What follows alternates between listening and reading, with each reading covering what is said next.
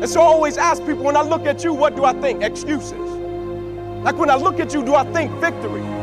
Do I look at you, do I think, man, that's a champion right there. That's a guy that I know I can rely on. And when things go south, he's still going to show up and give me everything he got. I told a guy 2 weeks ago, I said, brother, everybody know what to do when everything go right. I said, but the only question you haven't answered for me yet is, what are you going to do when you don't get what you thought you were going to get? What are you going to do when things go wrong? What are you going to do when you work for it and you put yourself in position to get the position, then they come to you and tell you don't have it and you feel played? Will you give up on the mission that you once had to impact lives? Like, the reason I thank you is because I know we need you. The reason I thank teachers all the time is I know we need them. My wife wanted to be a teacher from the time I met her and we was in the 2nd grade. And everybody at the park like, man, I want to go to the NBA. I want to go to the NFL, Major League Baseball. She's like, I want to be a teacher. I'm like, teacher? She's like, yeah, I want to impact people's lives the way my 2nd grade math teacher impacted my life when I lost both of my parents and they got murdered on the same streets that we walked down to school. I'm like, man, it's deeper than that. I knew it was deeper than that when I met her in 8th grade math class, and our math teacher made us recite a proverb before school every morning. And one day we're walking to lunch and he tapped my shoulder and he said, man, you're going to marry that young lady one day. I said, you lost your mind. I need to get out of your class.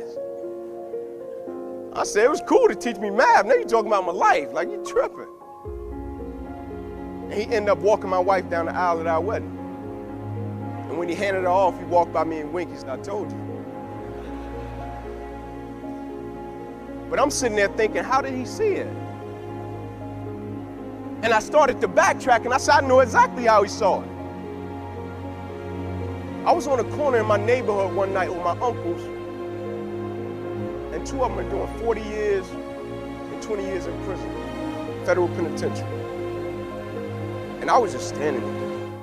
Like, I wasn't doing no drugs, no drinking, none of that. I was a ball player. And a red Dodge Ram pickup truck pulled up. Window rolls down. My uncle taps my leg and says, Ink, who is that?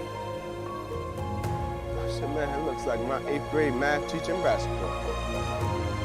They said, what does he want? I said, what's up, Unc? How you doing, sir? He said, what are you doing? I said, I'm hanging out. He said, no, you didn't hear me. What are you doing out here? So I'm hanging out. He said, get in the truck. I'll take you home. Got in his truck, rode down the block. I got out.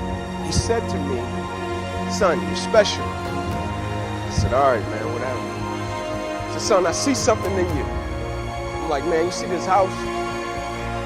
I'm like, I hear you talking. I said, but you see this house? He said, it's a 2-bedroom home. It's 14 of us living there. I said, most mornings when I come to your class, that corner you just picked me up from, my uncle wear a 3X t-shirt. Most mornings when I step in your class, I got on a 3X t-shirt. I'm 135 pounds that he stood on the corner, sold drugs and all night. So I hear you. I said, most mornings when we go into the lunchroom, me and my 3 younger cousins, and when you come into the lunchroom, you see us on the wall and you see the cafeteria administrator say, Johnson boys, Inky, you're the oldest. Why do you let them do this? And I'll be quiet. And then the one morning you came into the cafeteria and the administrator had us on the wall. And he said, Johnson boys, Inky, you're the oldest. Why do you let them jump the line every morning? And I said to him, because we didn't eat last night. He said, I didn't know. I said, you didn't ask. I said, so I hear you. I hear you talking, but you haven't showed me nothing yet.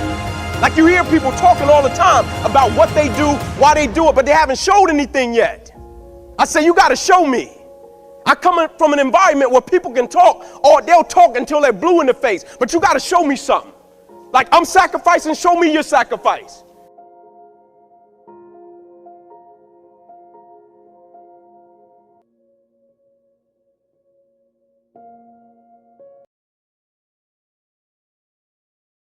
You will have a way of embracing it and using it, not only for yourself, but you will use it to make everybody that's connected to you stronger, because your vision has to be larger than yourself. If everything that you do is just about you and for your personal gain, something's going to come up against you that's going to be a lot tougher than you. And if it's just about you, the moment you hit it, you're going to quit and give up every time.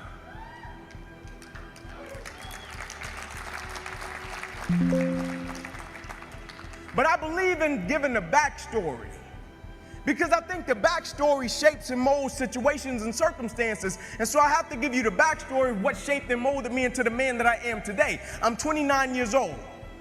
My mother got pregnant with me at 15 years old. I grew up on the east side of Atlanta, about 5 minutes away from where the Atlanta Braves play, in a neighborhood by the name of Kirkwood. Drugs, gangs, violence, you name it.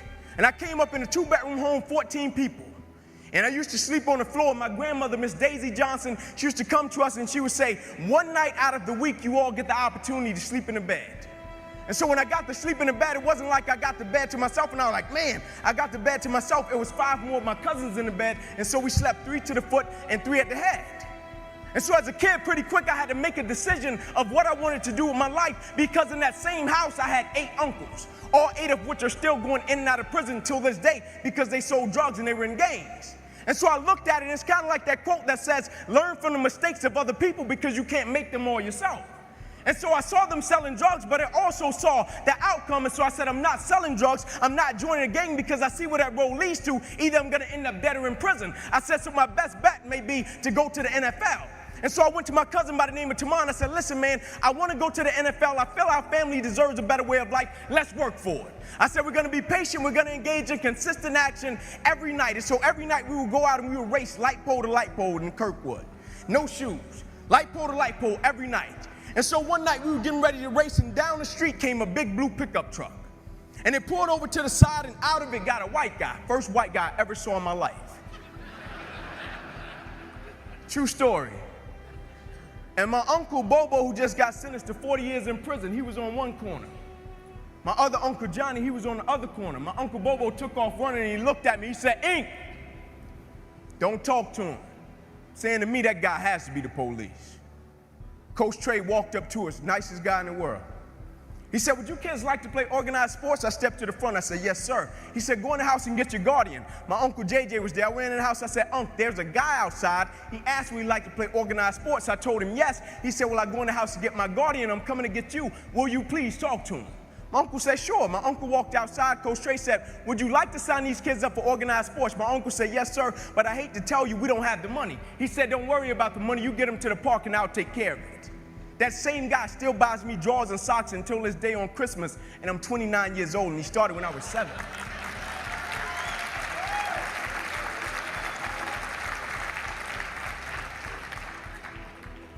But a weird thing happened one night. You see, most nights after practice, everybody would leave to go home, and I always had to sit in the park because my mother worked at Wendy's. And my mother didn't get off work till about 10 o'clock, 10:30 most nights, and I'll be sitting there in the park, and I loved it. I didn't want anybody to take me home because when I went home, I was sleeping on the floor with roaches and rats. And so anytime I got in solitude to dream, anytime I got in solitude to think about what I wanted to do for my family and my community, I took advantage of it. And so most nights, I'll be sitting there in the park, and I'll be looking up at the lights. And I'll be envisioning myself doing things in the NFL, envisioning myself doing things for my community. And just as the lights would always go out, my mother, she would pull up, and she used to drive an old Buick Regal. Hubcaps off the car, seats torn up, the car was all beat up. And she would pull up and she would put the car in park, and I would always hop up, I would run over to my mother, I would give her a hug and a kiss, and I would say, Mom, if you don't mind, can you please sit back in your car? I have to do some extra drills, I have to go to the NFL. She would never have to work another day in your life. And I knew she was tired. And every night my mother would say, sure, Ink, and she would sit back in that car, those car lights would hit that field, and here you had a 7-year-old kid doing backpedaling drills, running sprints, running laps, chasing his dream to go to the NFL. And just beyond those car lights, I could always connect with my mother's eyes. And so it made me dig a little bit deeper, it made me push myself a little bit further, it made me work a little bit harder. I live by this thing called the harder you work, the harder it is to surrender. You see, the reason people quit, they don't take pride in what they do. The harder you work, the harder it is to surrender. And I'm not just talking about business. I'm talking about winning simultaneously in every aspect of life. I'm not concerned with a person that does well in one aspect of their life and they can hang their hat there and say, man, I made a lot of money. You made a lot of money. You're a public success, but you're a private failure. What good is it to make a lot of money and you don't want to go home to your family? What good is it to make a lot of money and you don't take care of your kids? What good is it? You're a public success, but you're a private failure. And so how can we win simultaneously and take pride in everything that we do? And one night, my mother couldn't pick me up, and she called Coach Trey. She said, Coach, I can't make it tonight. Can you please take Inky home? And so he put me and about 8 guys in the back of his pickup truck, and he said, Inky, I'm going to drop you off last. And so when he got to my house, I got out on the sidewalk, and I'm standing in front of 125 Warren Street, and I looked back at Coach Trey. And I said, why are you doing this? Because where I came from, people didn't just help you. It was, I pat you on your back, you got to pat me on my back. You remember I did that for you, you got to do this for me. And I said, why are you doing this? And he looked back at me and he said, son, I want to tell you something. And he said, I don't want you to ever forget it. He said, son, the more you make sure that somebody else's life is okay, God will always make sure that your life is okay.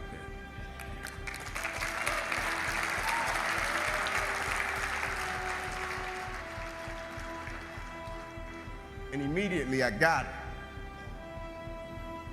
The light bulb went off. I stopped being this little selfish kid. I stopped being like my 4-year-old son. And for the first time in my life, I stopped thinking everything was just about Inky Johnson, and I realized my existence on this earth is a lot bigger than me. I realized my lineage and my family, when I step outside of my door in the morning, what I represent is a lot bigger than me. And so the thing I had to understand, every day I woke up and everything that I was a part of, I first had to understand I was representing a lot more than myself. I first had to start living by 2 words, honor and legacy. And what I mean by honor and legacy, you honor the ones that paved the way for you. And you leave a legacy for the ones that's coming behind you. We just have it right now while we're a part of something right now. Somebody has came before us and paved the way, and somebody will come after us. And so while we have it, how can we do it in such a way that we leave a legacy for the ones that's coming behind us, and we honor the ones that paved the way for us? And so everything I did, I took a certain level of pride in it. People thought I just wanted to be a great football player. What they didn't understand about Inky Johnson was this: I could have washed cars. I guarantee you I would have been the best car washer there was in the world. Because the thing I understood, I wasn't just representing myself. It wasn't just about me. Everything that I did, I shifted my mindset from me to we. Now I was operating with a spirit of collective character, meaning it didn't matter what I did individually. If I didn't represent my mother in the right way, it didn't matter. If I didn't represent my lineage in the right way, if I didn't represent my team in the right way, who cares what I did individually? I didn't care if we won a game and I scored 40 points individually. Who cared? I shifted from me to we. And so everything I started to do, I was thinking about my family, I was thinking about my community, and I was thinking about my friends in a different way. And I will never forget, I got to high school, and nobody in my family had ever been to college. They all dropped out, ended up in prison. My high school, the name of it was Crim High School in Atlanta. They used to call it Crime High. They used to shoot teachers. And my first day, I walked through the metal detector, and a cop was standing on the other end of the metal detector. And he said, "What is your plan, little man?" I said, "My plan is to go Division I." He said, "No, you'll probably go to cell block D1. I said, "No, you got the wrong guy." He said, "I heard that before. Your uncles came through and said the same thing." I said, "No, I'm telling you, you got the wrong guy." You know the first person I went to see when I got my scholarship papers?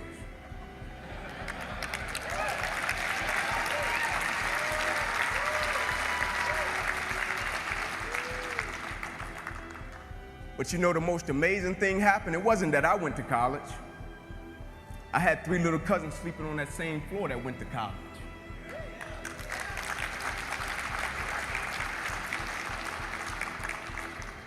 I saw friends in my community come off the corner from selling drugs and go to college. I saw friends in my community come out of gangs and go to college.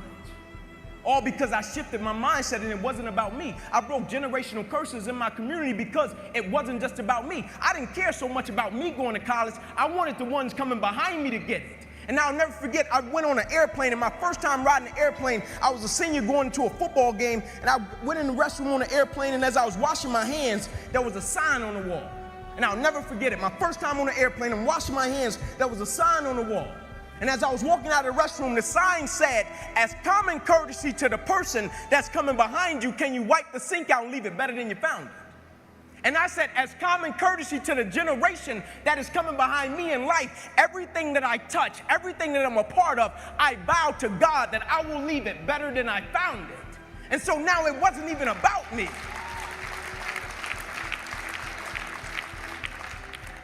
And I got my scholarship up to Tennessee, and they looked at me when I first hit campus, 135-pound kid soaking wet in the SEC. And the first reporter, he asked me, he said, "Inky Johnson, do you even think you're going to play at the University of Tennessee?" He said, "You're 135 pounds.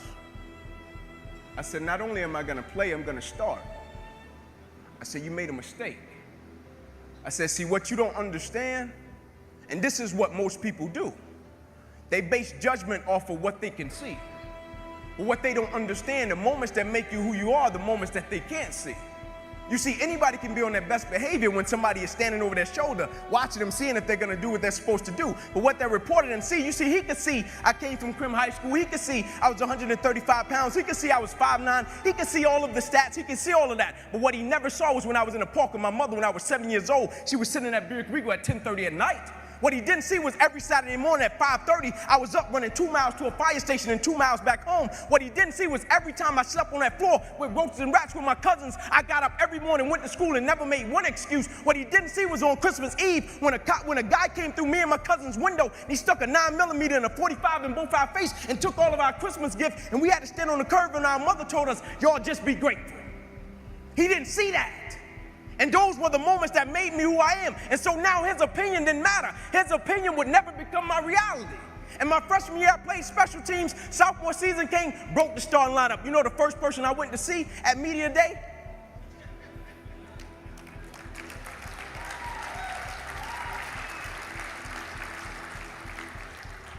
He quit. He was so embarrassed. And I'll never forget my sophomore season, I finally made it to the point in my life where I felt as if everything in my life was lining up. Spiritually, I was getting discipled. Life was in shape. On track to graduate in 3 years. Life was in shape, education. I still remember the day I was in the film room watching film, and I was watching the California Bears, and my defensive backs coach, Larry Slade, came in the room. He said, Inky Johnson, I got some good news for you. And I dropped the clicker, and I said, Coach, what is it? He said, son, you're a projected top 30 draft pick. He said, all you have to do is play these next 10 football games. You're an automatic multimillionaire. I ran out of the room. I got on the phone. I called my mother and my grandmother. I said, listen. I said, after this season, we will never struggle. I said, we will never miss another meal. I said, after this season, our lives are about to change forever. And little did I know our lives were really about to change. First game we come out, play against California Bears, I get an interception, we shut them down, we get the victory. Second game, we're playing against Air Force. It gets late in the game, found ourselves in a dogfight. Quarterback dropped back, he released the ball to the running back coming down my sideline. And I approach the tackle like I approach any other tackle, and the way I'm approaching it, either I'm gonna knock you out or you're gonna knock me out. I'm 165 pounds, I can't play with anybody. But at the point of contact, when I hit this guy, something different happened that had never happened to me before in my life. I hit him, and it seemed as if every breath in my body left. My body went completely limp. I fell to the ground. I blacked out. I'll never forget when my eyes opened, my teammates ran over to me. My first guy that was over was Gerard Mayo, the middle linebacker for the Patriots, one of my best friends. And he said, Ink, get up, let's go. I said, I can't. He said, what do you mean you can't? You're out lockdown corner. We need you. Let's go. I said, I can't move. I said, there's a shock going through my whole body. I can't feel anything, man. One of the scariest moments of my life, and the shock eventually left, and it stayed in my right arm and hand. And I remember as I was lying there, I flipped my head to the left, and I could see the doctors and the trainers running onto the field, and I flipped my head up to the sky, and I said, God, I said, surely nothing has happened in this moment that can alter my life. I flipped my head back over to the left, and they were bringing the spine board out. I flipped my head up to the sky, I said, God, I said, that's precautionary measures, right? They get me up on the spine board, they're wheeling me off the field, and I looked at the doctor because I couldn't feel my right arm. They had poked me with all type of needles. Inky, can you feel this? Can you feel? I couldn't feel a thing. And I said, Doc, can you lift my right arm and hand? He said, sure, Ink, and he raised it up, and I lifted my left. And I pumped it to our supporters. I don't believe in using the word fans. I think it's an arrogant term. Who am I to call a person a fan? They pay to see you play. They're supporting you. And as he was bringing my arm down, I looked at the doctor. I said, oh, yeah. I said, I'll be back. Never thinking that would be the last game that I would ever play in my life. They get me in the ambulance, things turn up a notch, I still don't pay it any mind. They get me over to the hospital, say, Inky, we're gonna take you back and run some CAT scans. They took me back, they ran the CAT scans, and they rolled me back into my room, and I'll never forget it. All in about a 15-second time frame, I was lying there in my bed, and I could see over my right shoulder. And I looked at my father, and we caught eyes, and my father, he went to take a step in, and he looked at me, and he said, son, I can't do it. And he walked out. My mother, she came in, she was running, she kissed me on my forehead, she said a prayer, she said, Ink, everything is gonna be okay, and she ran out. And as soon as my mother stepped outside of the room, the doctor rushed in from the opposite side, and he said, hey, get in here, we gotta rush this guy back to emergency surgery, he's about to die. I said, what? I said, my mom just told me everything was going to be okay. Like, this is total opposite. You talking about I'm about to die. I said, what happened? He said, son, what happened? You have busted up subclavian artery in your chest. You're bleeding internally. Have to rush you back and take the main vein out of your left leg and plug it into your chest in order to save your life. And when I woke up from recovery, the same doctor was standing over me. He said, Inky, I have some good news and some bad news for you. I said, you got some bad news for me? After telling him I was about to die, I'm still alive. How bad can it get? I'm still here. He said, the good news is, son, we saved your life. I said, thank you, sir. He said, the bad news is you have nerve damage in your right shoulder. I said, cool. He said, we got to send you up to the Mayo Clinic in Rochester, Minnesota. I said, cool. He said, but the problem is, Ink, you probably can never play the game of football again in your life. I said, no way. He said, yeah, Ink, you got some pretty bad nerve damage. I said, no. I said, Doc, no disrespect, man, but I'm 8 games away. Like, Doc, no disrespect, but this is about to change my family's life. Doc, I've been working for this ever since I was 7 years old. Doc, there's no way. God, not now, God. Like, let me make it to the NFL so I can help my family first. Like, we missed meals. And you're talking about my career could end right now? Like, no way. And I snapped out of it. I said, man, I never cheated. I said, there's no way. I never cheated. I never cheated myself. I gave everything I had to it, and I respected it. I never cheated. There's no way that my career can be over. I said, send me up to the Mayo Clinic. And after several visits, I'll never forget, this is when reality set in. It was me, my mother, my father in the room, and the doctors came in. They said, Inky Johnson, here's the deal. They said, son, you have torn all the nerves in your brachial plexus. They say your brachial plexus are the nerve roots that go from your spine, and they come down, they control your shoulder, your arm, and your hand. They say you have torn them at all levels. They cannot be replugged. They said, son, we hate to tell you, but your arm, it will never be the same again. Your hand, it will never be the same again. Son, you can never play the game of football again. They said, son, here are your surgery options. We could take a muscle out of the back of your left leg, plug it into your right arm, but there's a possibility that you'll be left with a weak left leg and a weak right arm the rest of your life. Or we could take a nerve out of your left arm, reroute it up to your chest, down into your right arm, but there's a possibility that you'll be left with 2 weak arms the rest of your life. Or we could take a nerve out of your left rib, reroute it up to your chest, down into your right arm, but there's a possibility that you'll be left with a breathing problem and a weak right arm the rest of your life. By the way, tell us what you want to do in the morning. And the next morning, I walked into the doctor's office. They said, son, what option did you choose? I said, no disrespect to you, doc. I'm not choosing an option. My situation is out of your hands. It said, cut with the cute talk. I said, no disrespect to you, doc. Cut me where you got to cut me. My situation is out of your hands. I'm not choosing an option. I said, I know I will come out of this situation okay. And as I stand right here on this stage, thank you.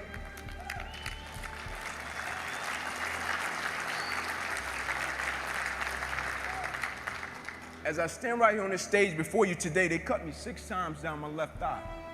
They cut me 2 times across my right rib. They cut me 2 times across my right pec. They cut me 1 time across the left side of my neck, 1 time across the right side of my neck. They cut me from the bottom of my armpit all the way down to the bottom of my hand. And after they got through cutting on me, they said, son, you're going to be in this hospital for the next 40 days.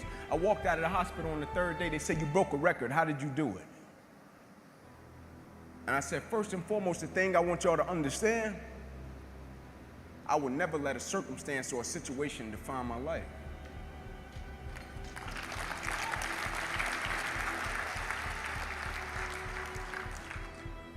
But most importantly, you know what I had invested?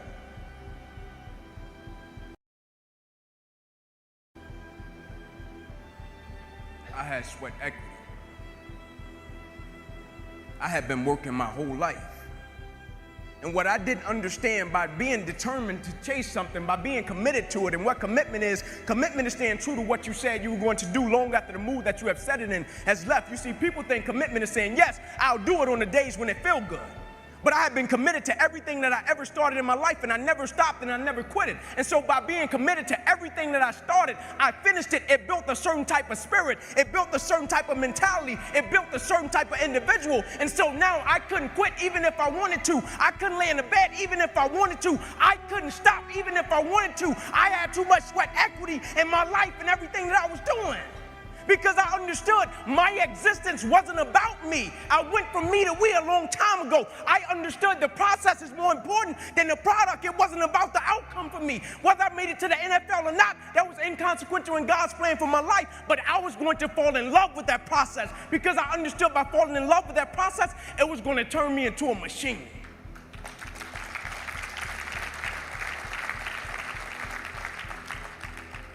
You see, a lot of people need things to get motivated.